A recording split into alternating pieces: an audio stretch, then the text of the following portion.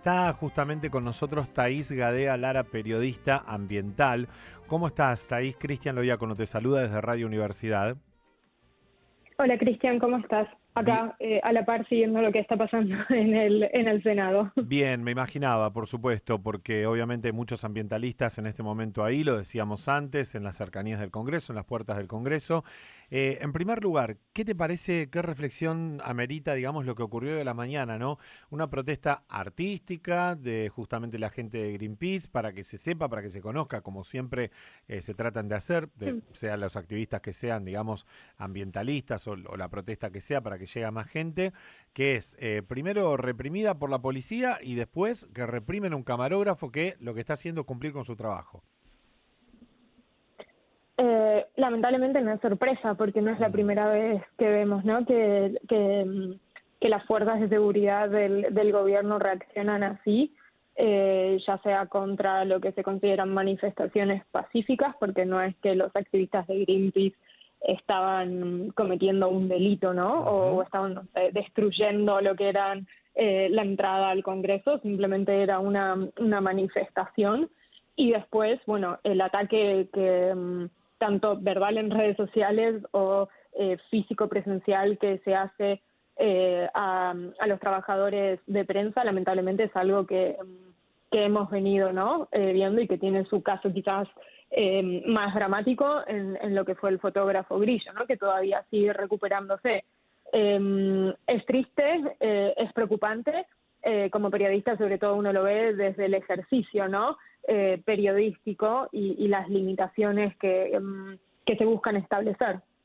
Totalmente. Bueno, hablábamos de la ley de glaciares porque justamente hoy se está tratando este proyecto del Ejecutivo que quiere reformarlo. Yo explicaba en breves líneas algunas cuestiones como, bueno, ahora, ¿no? En criollo, más sin tanto vericueto legal, para eso por ahí estás vos y por eso la pregunta que te voy a hacer, las municipalidades, las provincias van a tener una autonomía con respecto a, bueno, con este glaciar, si yo lo quiero detonar y lo quiero hacer, digamos, que sea parte de una mina, un proyecto extractivista, lo puedo hacer, porque ya no es parte de una ley nacional.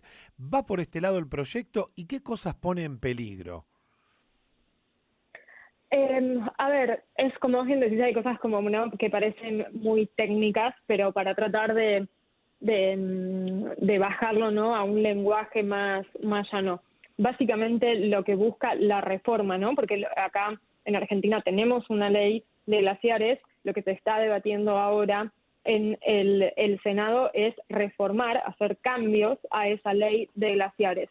¿Y con qué propósito? Bueno, para habilitar, ¿no?, actividades productivas, sobre todo lo que hace a la minería, en áreas que al momento con la ley vigente no se puede realizar. El objetivo siempre que tuvo la ley de glaciares no fue una ley antiproducción, sino que lo que buscó fue hacer una suerte de ordenamiento, ¿no?, de la situación de los glaciares, sobre todo a través del inventario que hay en el país, y determinar, bueno, dónde se pueden hacer determinadas actividades y dónde no, dónde es necesario conservar lo que son los glaciares y el ambiente periglacial, y allí donde se pueden hacer actividades, bueno, bajo qué criterios, haciendo, ¿no?, determinadas evaluaciones, por ejemplo, de impacto ambiental. Las reformas que se buscan hacer es básicamente disminuir las áreas que quedarían bajo protección, ¿no?, de la ley, habilitando entonces ahí el avance de lo que son actividades como la minería,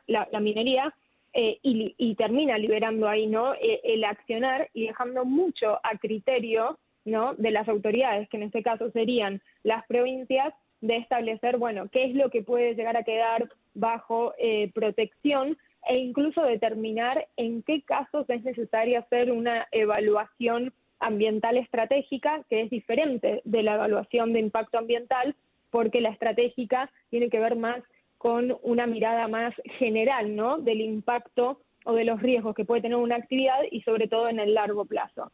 Entonces, le terminaría, por así decirlo, quitando valor a lo que es la normativa y dándole mucho más poder a las provincias en lo que es las decisiones de la actividad minera y otras actividades productivas en áreas que son fundamentales, no solo en lo que hace a los límites, ¿no?, en donde se encuentran, sino que también pueden tener consecuencias en otras provincias de las cuales, por ejemplo, dependen, ¿no?, lo que es el ciclo hídrico o los cursos de los ríos. Y ese es uno de los debates que ya, por ejemplo, veíamos, en donde el senador de La Pampa, ya en el Senado, decía, bueno, no tiene que decidir únicamente la provincia donde nace un río, sino también allí hacia donde puede ir el agua, ¿no?, de un río contaminado, por ejemplo, por actividad minera. Se Entonces, entiende, básicamente, esos son como los cambios mm, generales. se entiende perfectamente que algunos vemos como una cohesión y una dualidad, ¿no? Donde las cosas tienen que ver y están entremezcladas y otros piensan que, bueno, una provincia puede hacer negocios y si el agua contaminada va, digamos, hacia la otra, como ocurre en Mendoza con justamente con San Luis, con San Juan, que tienen tanta relación, bueno, no importa, digamos, verán, serán daños colaterales, ¿no? Pareciera que tenemos que entenderlo de esa manera sin darle tanta importancia. Eh, ¿Cuáles son los daños que pueden ocurrir inmediatamente, en el corto plazo? ¿Hay proyectos de mineras con los glaciares, perdón, de extractivismo con los glaciares ahora para, digamos, trabajarse el año que viene o este año? Eso, o sea, específicamente no podría decirte ahora Bien.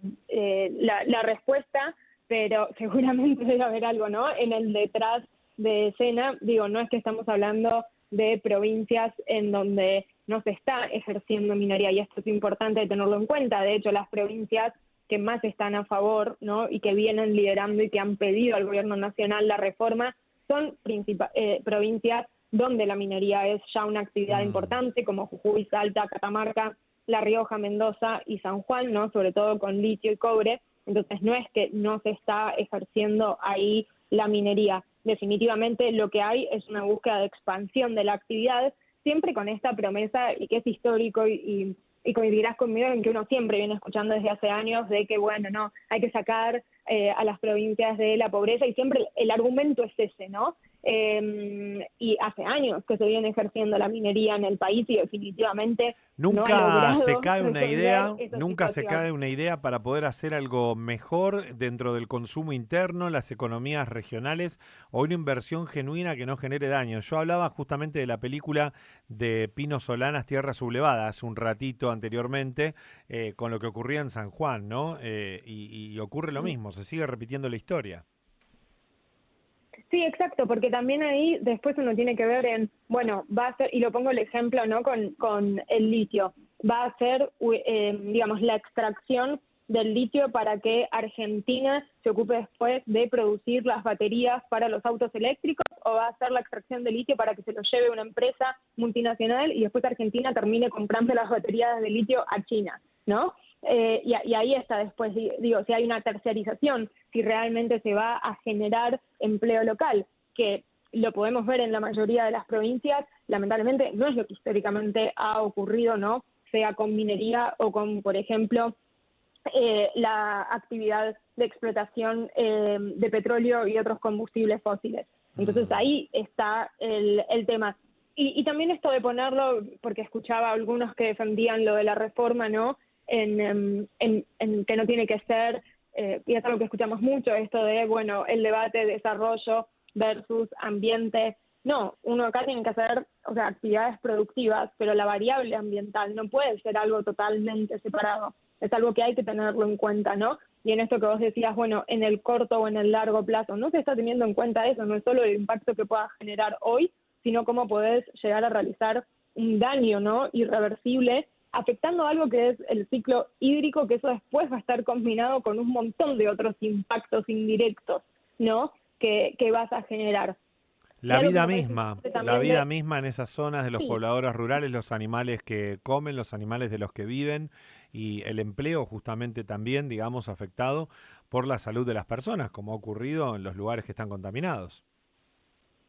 sí, y también a mí siempre de todo, yo cubro lo que es sobre todo política climática y política Sí, climática internacional. Y hay algo que vengo que veo mucho con este gobierno nacional, que hay muchas contradicciones. Y el debate de una ley, ¿no?, de carácter ambiental, como la ley de glaciares, bajo un gobierno que ha desmantelado políticas ambientales, que ha bajado la categoría de Ministerio de Ambiente a Subsecretaría de Ambiente, que está, por ejemplo, en el Acuerdo de París en cambio climático, pero no lo está incumpliendo, que acaba de aprobar el acuerdo comercial entre el Mercosur y la Unión Europea, pero si llega a aprobar esta reforma de la ley de glaciares, ya lo estaría incumpliendo, porque ese acuerdo comercial dice que no puede haber regresión ambiental y que hay que cumplir con el Acuerdo de París. Entonces es muy contradictorio estar hablando, ¿no?, de si permitamos la minería y vamos a ver los estándares ambientales, cuando ni siquiera hay una política nacional ambiental y mucho menos climática.